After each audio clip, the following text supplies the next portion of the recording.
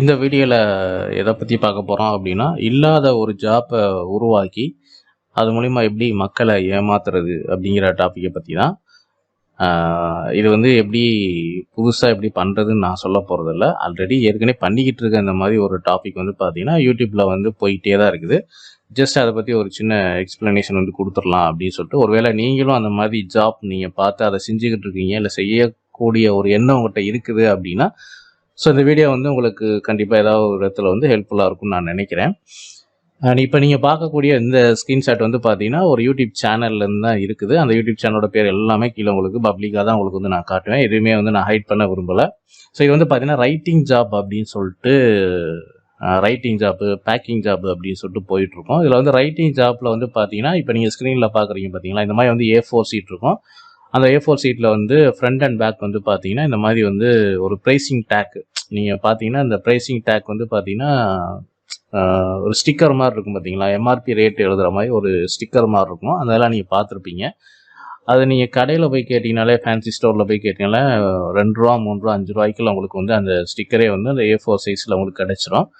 But இவங்க வந்து பார்த்தீங்கன்னா, A4 ஷீட்டில் ஃப்ரண்ட் அண்ட் பேக்கில் வந்து பார்த்தீங்கன்னா, ஹேண்ட் ரைட்டிங் அவங்க வந்து ஒரு ஸ்டார்டிங் நம்பர் வந்து கொடுத்துருப்பாங்க. உதாரணத்துக்கு A555 இருக்கும். கடைசி வந்து பார்த்தீங்கன்னா A999. இதுக்குள்ளே இடைப்பட்ட நம்பரில் நம்ம ஹேண்ட் ரைட்டிங்கில் பேனா எடுத்து நம்ம ஒவ்வொரு நம்பராக எழுதணும். இதில் நிறைய கண்டிஷன்ஸ் வந்து சொல்கிறாங்க.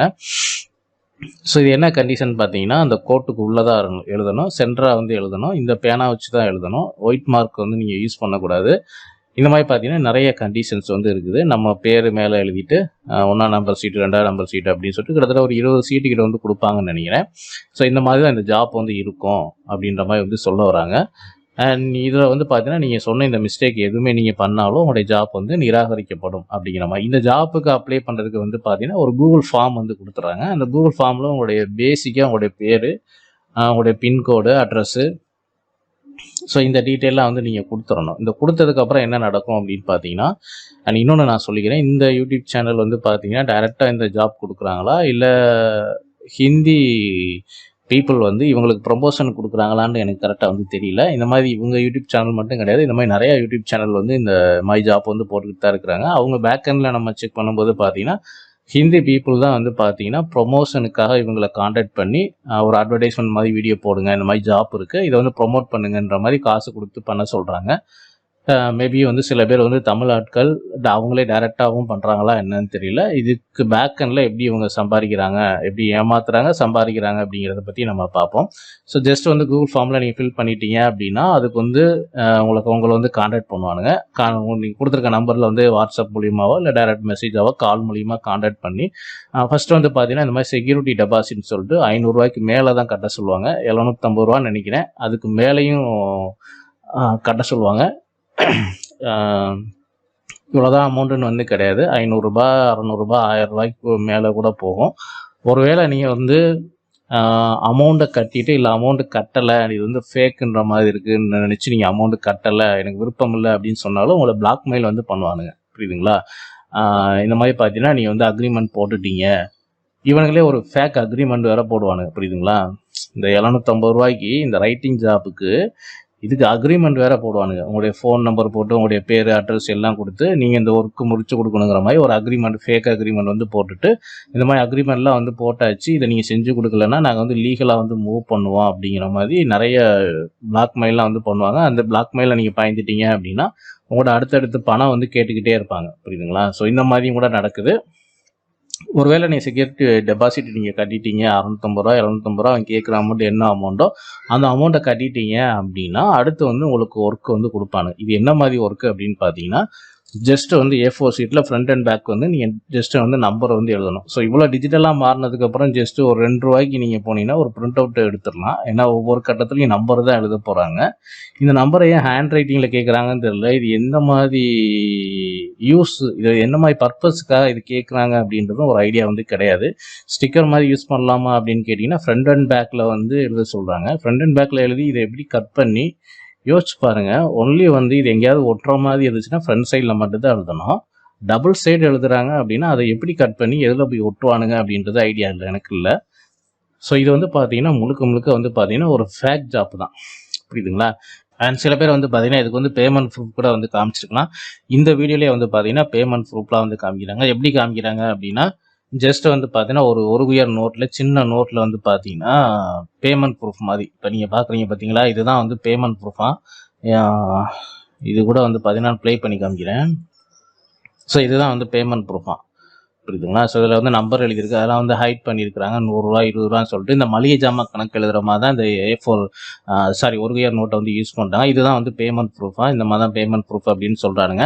இவ்வளோ டிஜிட்டலாக மாறினதுக்கப்புறம் கூகுள் பே, ஃபோன்பே என்னென்னமோ வந்துருச்சு.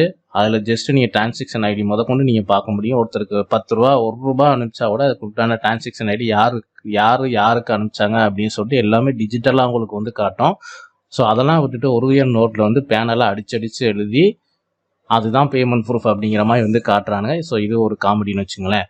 அடுத்து வந்து பார்த்தீங்கன்னா, ஸோ இதுக்கு பேக் எண்டில் வந்து பார்த்தீங்கன்னா எனக்கு தெரிஞ்சு மினிமம் வந்து பார்த்தீங்கன்னா ஒரு 20 சீட் வந்து உங்களுக்கு வந்து கொரியர் பண்ணுவாங்க. ஒருவேளை உங்களுக்கு வந்து கிடைச்சிருச்சு அப்படின்னா, புரியுதுங்களா. இதுக்கு பின்னாடி இன்னும் பெரிய ஒரு ஏமாற்று வேலை இருக்குது, அதை நான் சொல்கிறேன் உங்களுக்கு.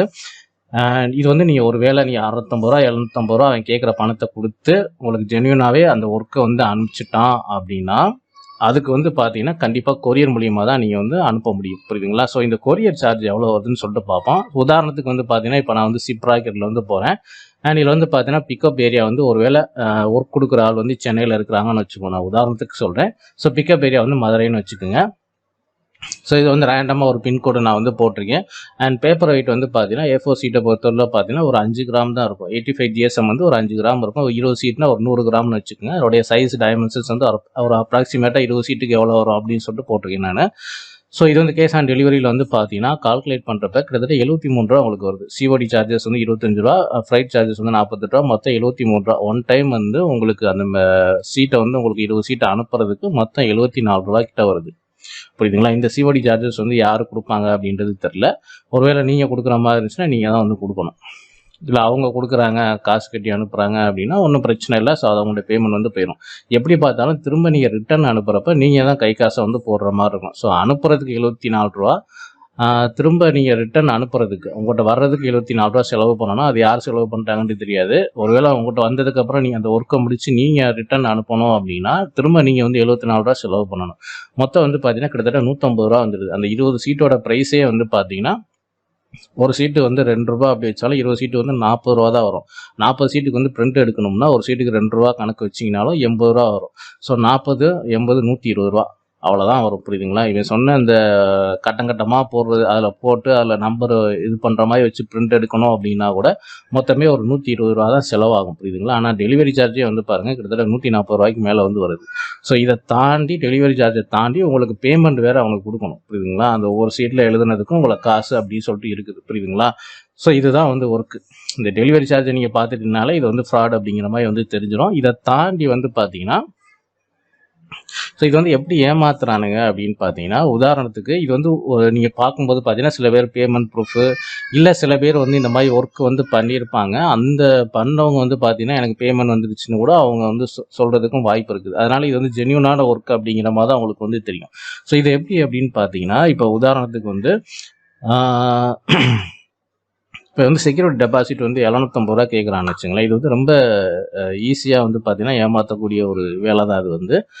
அண்ட் உதாரணத்துக்கு வந்து பார்த்தீங்கன்னா இப்போது இந்த வீடியோ மூலிமா வந்து பார்த்தீங்கன்னா ஒரு 100 பேர் வந்து இந்த ஜாப்புக்கு போய் அப்ளை பண்ணுறாங்கன்னு வச்சுக்கோமே. இந்த வேலைக்கு வந்து பார்த்தீங்கன்னா ஒரு 100 பேர் வந்து அப்ளை பண்ண போகிறாங்க. உதாரணத்துக்கு அவன் வந்து செக்யூரிட்டி பேமெண்ட்டை வந்து ஒரு 700 ரூபா கேட்குறான்னு வச்சுக்கோம். ஸோ 700 ரூபா வந்து கேட்குறான். செக்யூரிட்டி பேமெண்ட் வந்து ஒரு 700 ரூபா. ஸோ 100 பேர் அப்ளை பண்ணுறீங்க. 100 பேர் அப்ளை பண்ணுறீங்கன்னா கிட்டத்தட்ட 7000 ரூபா அவனுக்கு வந்துடும். 100,000. ஸோ 700 ரூபா கேட்டு 100 பேர் அப்ளை பண்ணிங்கன்னா கிட்டத்தட்ட 70,000 வந்துடும். 1 10 100 1000 10,000 70,000 வருது, புரியுதுங்களா. இந்த 70,000த்தில் ஒரு 10,000 வந்து அவன் ஜென்யூனாக செலவு பண்ணுவான், புரியுதுங்களா. இந்த ஜாப் வந்து யாருக்கும் தேவையான ஜாப்பா? இந்த பேப்பரில் எழுதி கொடுத்து அந்த பேப்பரை வந்து எங்கேயாவது என்ன பர்பஸ்க்காவது யூஸ் பண்ணுறாங்களான்னு கேட்டிங்கன்னா கிடையாது.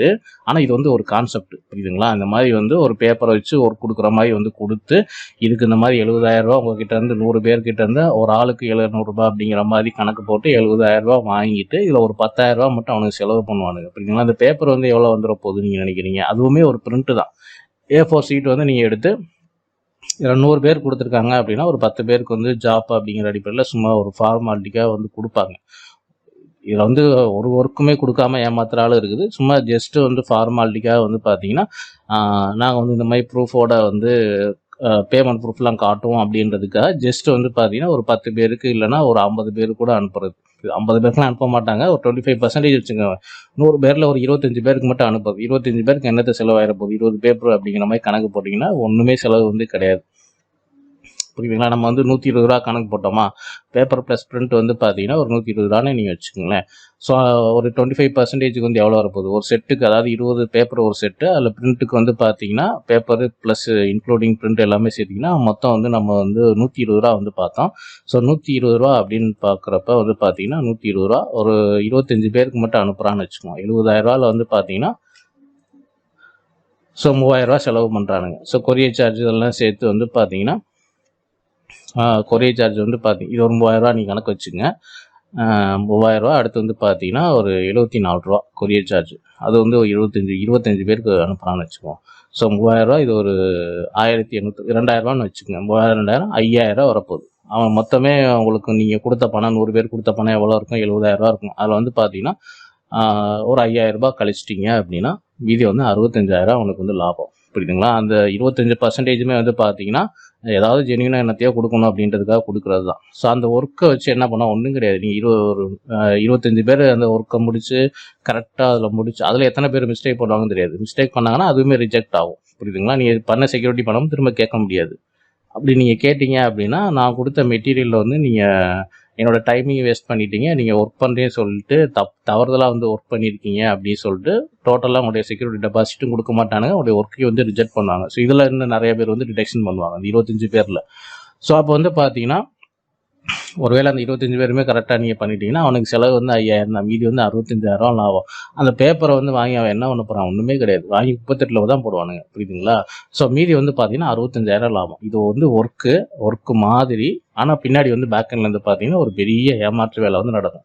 இந்த மாதிரி ஒர்க்கு வந்து யாருக்காவது ஏதாவது வந்து யூஸ்ஃபுல்லாக இருக்குது அப்படின்னு பார்த்தீங்கன்னா அந்த பேப்பரை வச்சு பிரிண்ட் எடுத்து அதை ஹேண்ட் ரைட்டிங் மூலியமாக எழுதி அந்த பேப்பர் வந்து என்ன பர்பஸ்க்காக போகுது? எதுவுமே வந்து கிடையாது. இது வந்து ஒரு ஃபேக்காக நம்மளே வந்து உருவாக்கக்கூடிய ஒரு ஜாப்பு தான்.